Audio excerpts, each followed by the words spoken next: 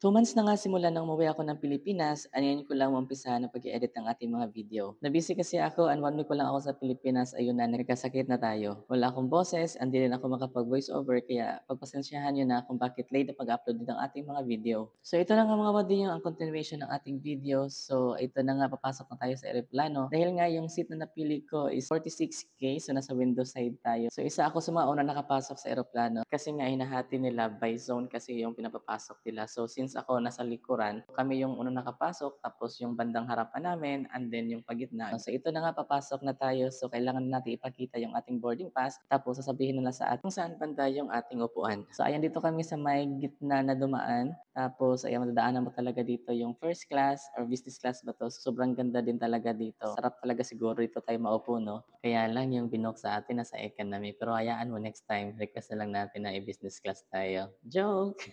At ito na nga mga wadi, ayan, nahanap ko na yung upuan ko dito. Sobrang saya ko lang din and excited ako sa flight na to kasi nga first time ko makasakay sa Emirates Airlines. So ayan, kita nyo naman yung ngiti natin dyan. Sobrang laki talaga, abot hanggang tayo yung ngiti ng person na to. Alam nyo kasi mga wadi, isa talaga tong Emirates Airlines na gusto kong ma-experience masakyan pag uwi or pag nagbakasyon tayo ng Pilipinas. Noong last bakasyon ko kasi sa Pilipinas, ang binigay sa akin ng company is Philippine Airlines. And this time, hoping talaga ako na sana yung isa sa mga gusto kong airlines, yung Etihad or Emirates Airlines, ang ibigay nila sa akin. Kaya kintuwa ko talaga nung sinend nila sa akin yung ticket para i-approve kung okay lang ba sa akin na Emirates Airlines, tapos yung oras. Walang tingin-tingin, diretso talaga, okay, confirm, book na agad-agad. Ganung level yung tuwa ko that time. Thank you so much kasi Emirates Airlines yung binigay sa atin. So andito na nga ako mga wadi, nahanap ko na yung upuan, yung 46K sa window side tayo. Nilagay ko lang yung ating hand carry dyan, tapos naupo na ako dito sa ating upuan. So itong upuan natin mga wadi, gaya ng sabi ko kanina, is twin seater, so pandalawahan lang talaga to dito. So sa row na to, dalawang upuan lang. Ito talaga ang napili kong upuan kasi nga ayoko maka-istorbo sa katabi ko pag na-CR tayo. Ang isa pa mga wadi, nakita nyo naman, sobrang luwag ng legroom yan. Hindi talaga aabot yung tuhod mo sa upuan na nasa harapan. Kaya nabangan ko talaga itong seat na to, kaya lang may bayad siya. Pero nung 2 days before the flight, naging free na siya. Kaya nung nag-early check-in na ako, pinili ko na agad itong upuan na to.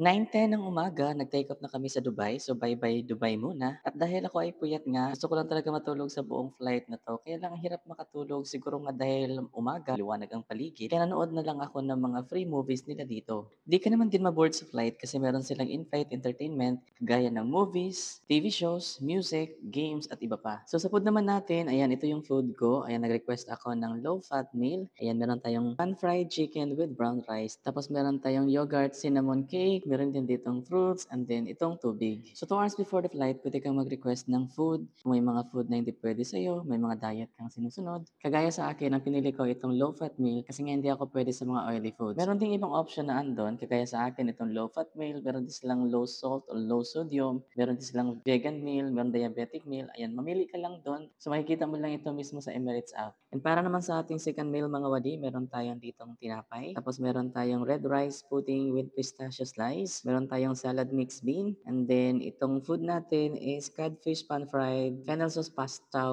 na may carrot and broccoli. So ayun mga wadi, yan yung food natin the whole flight. So grabe, nahirapan ako magbasa ng mga pangalan ng mga pagkain na to. Pero sobrang sarap din naman. Tapos alam niyo ba mga wadi, kayo yung unang bibigyan ng mga pagkain.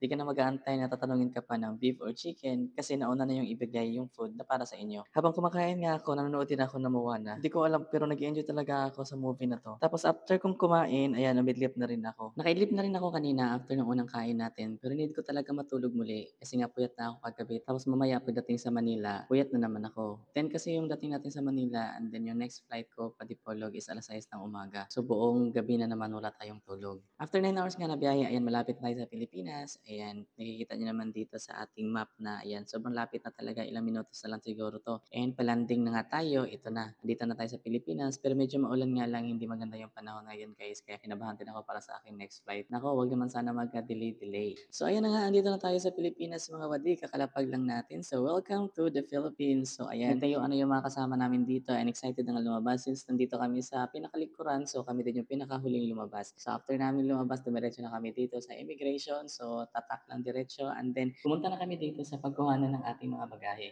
So medyo matagal din ating paghihintay para makuha yung bagahe, pero okay lang din naman kasi nga mahaba din naman yung oras para sa ating next flight. So ayan guys, abangan nyo yung ating next flight papuntang Dipolog City. See you!